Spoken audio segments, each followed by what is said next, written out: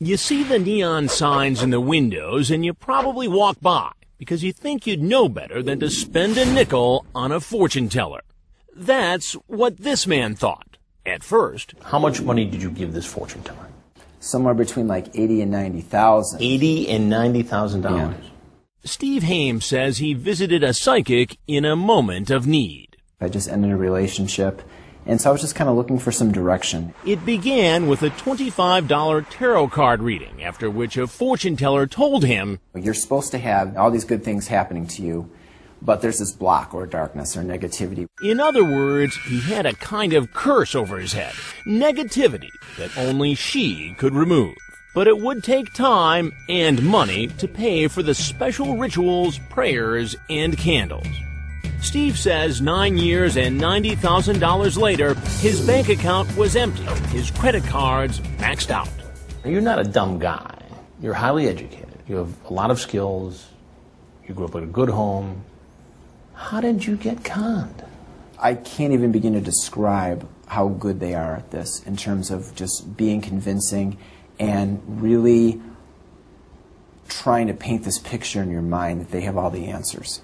And Steve's not alone. Lately, there have been headlines, victims losing thousands, some going to court, others too ashamed to talk about how they'd been taken.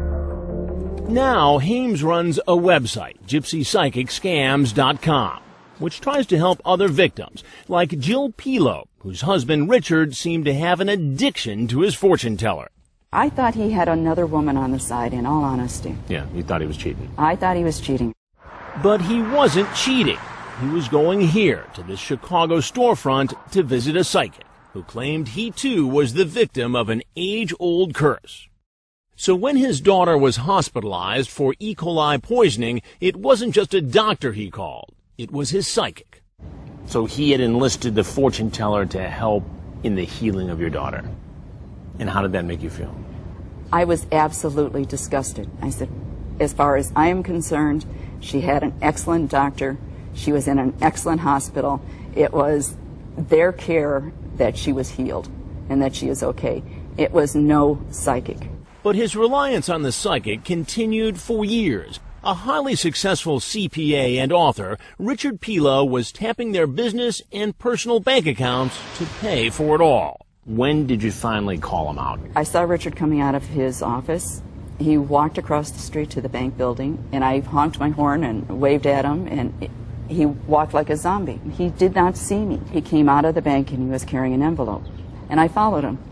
And he went to the back door of the psychic's office and put this envelope that he had gotten from the bank through the mail slot. And then he just drove off. She says there was $30,000 in cash stuffed in that envelope, money she claims was going to the fortune teller. I was totally sick to my stomach. And I sat there and I was shaking and I didn't know what to do. A few days later, Jill confronted her husband, telling him he was being taken. And how did he respond to that? He just said, "You're wrong. She is a good person." And I said, "Richard, whatever she's got on you, we'll work it out. We will get through this. But please stop." But he didn't stop. According to his wife, it went on and on. Among the items he got for his money, things that would supposedly remove the curse. Crystals, along with... This is dirt. Sticks. I have no idea, but they are definitely sticks. Finally, she filed for divorce. This was total destruction of our family. There was no end to this, or I did not see an end to this. Yes, I do. Jill sued the fortune teller, too, claiming she ended up with hundreds of thousands of dollars of the couple's money. Isn't it the fact that you've been holding yourself out as a psychic for a number of years? You refuse to answer. I refuse to answer that under the Fifth Amendment basis. And how much did the judge order the fortune teller to pay back? Wait till you hear. Now, you went to court and actually got a judgment order for $1 million. Yes. Against the fortune teller. That's what I could prove. That's what you could put on paper. That's what I could put on paper. Have you seen 1 cent No. of this judgment order? No. I refuse to answer that under... But was the fortune teller guilty of a crime? According to law enforcement, not if she made it clear her services were strictly for entertainment. But in most states, charging money for outrageous claims or promises is a crime. It's often called theft by deception. It's a pretty simple con. Illinois State Police Inspector Bill Hendrickson has 16 years' experience investigating confidence crimes. But in this case, Jill's husband never filed a complaint. He believed that the person was helping protect his family from evil spirits. So his fortune teller was never prosecuted. Does he even believe that he's a victim at this point? No. So he still believes in the fortune teller? Yes. I mean, most people that are our victims, will come to us after they realize that they have been scammed. Richard Pilo declined our request for an interview. How prevalent are these fortune-telling scams? Very prevalent.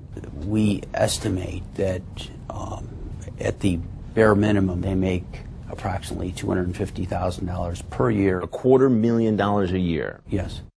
And he says some of them are part of larger criminal enterprises involved in home repair frauds or home invasion burglaries. And how do they choose a victim? Whether it's fortune-telling or roof entry burglaries or whatever it is, deals on the sizing up of the particular individual. We're about to see just what can happen nowadays when you knock on the door of a fortune teller with a pocket full of cash and the hope of seeing the future.